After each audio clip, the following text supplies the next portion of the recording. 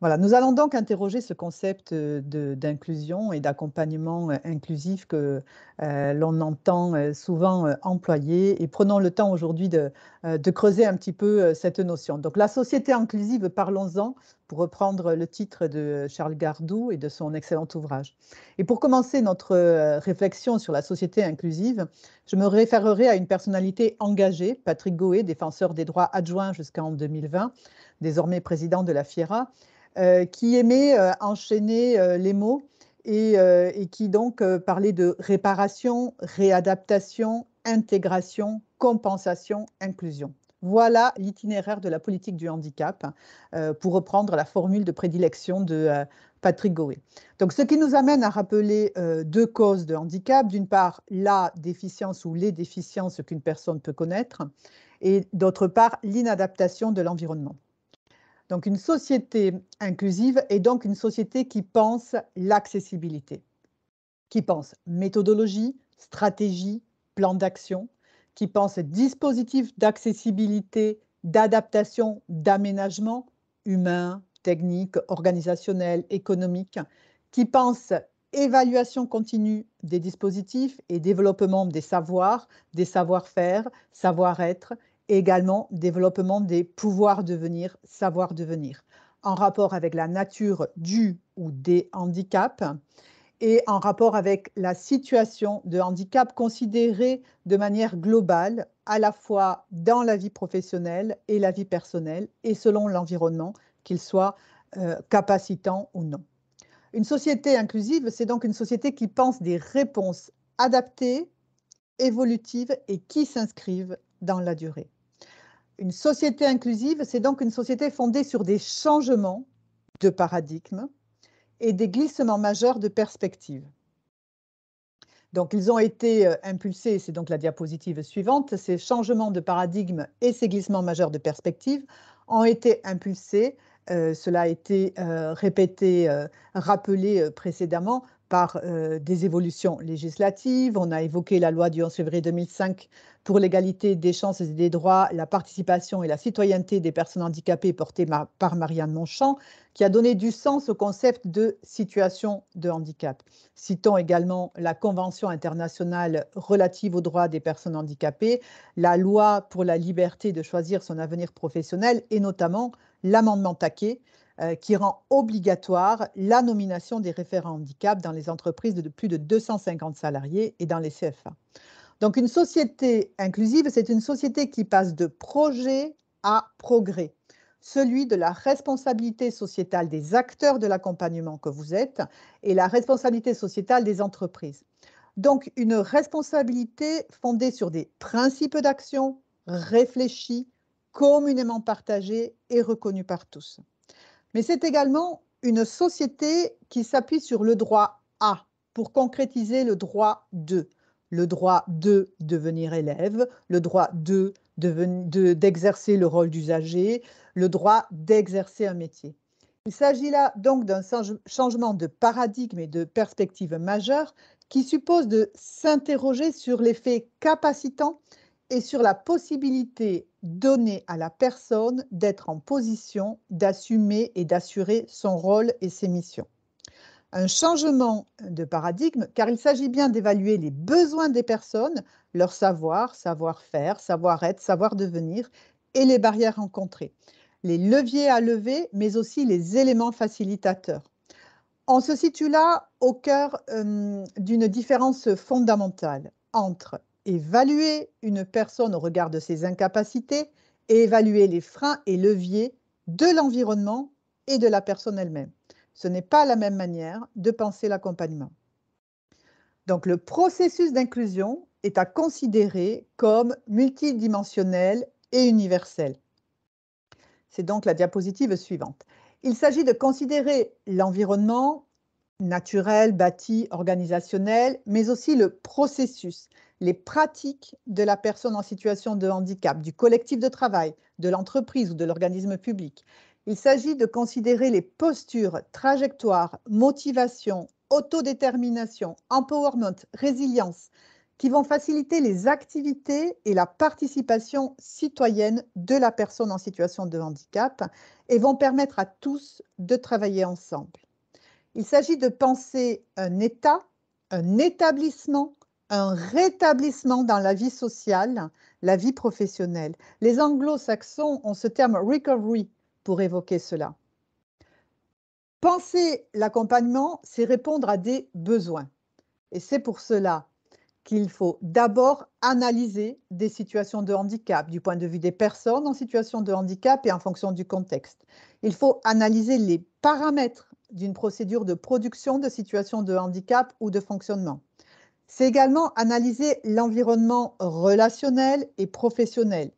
C'est identifier les besoins et les attentes des personnes en situation de handicap, du collectif de travail, de l'entreprise ou de l'organisme public, en prenant en compte leur organisation, leur culture, leur dynamique, leurs contraintes et leurs objectifs. Un accompagnement inclusif, c'est identifier tout cela, c'est y répondre et atteindre les objectifs à évaluer. C'est proposer également des conseils et apporter des appuis.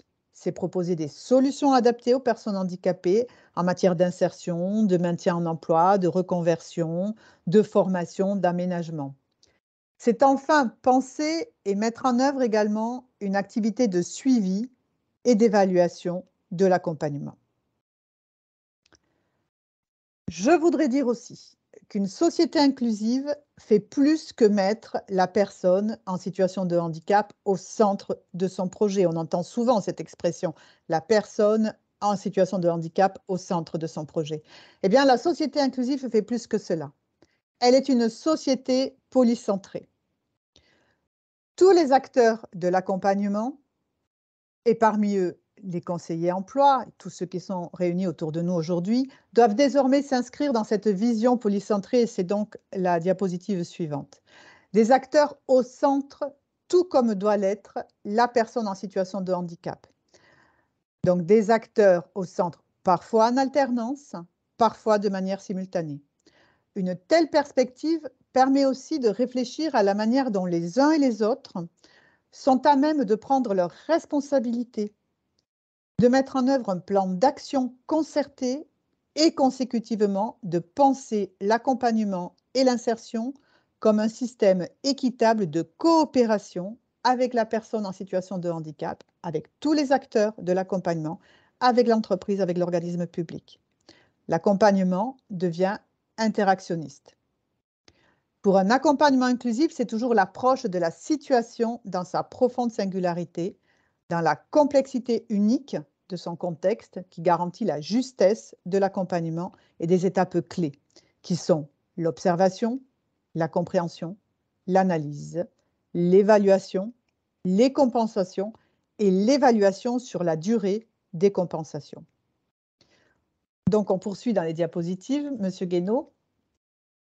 Alors, c'est la suivante, puisque celle-ci avait été... voilà, merci. Donc, pour un accompagnement inclusif, c'est enfin la formation, on en a parlé à l'instant.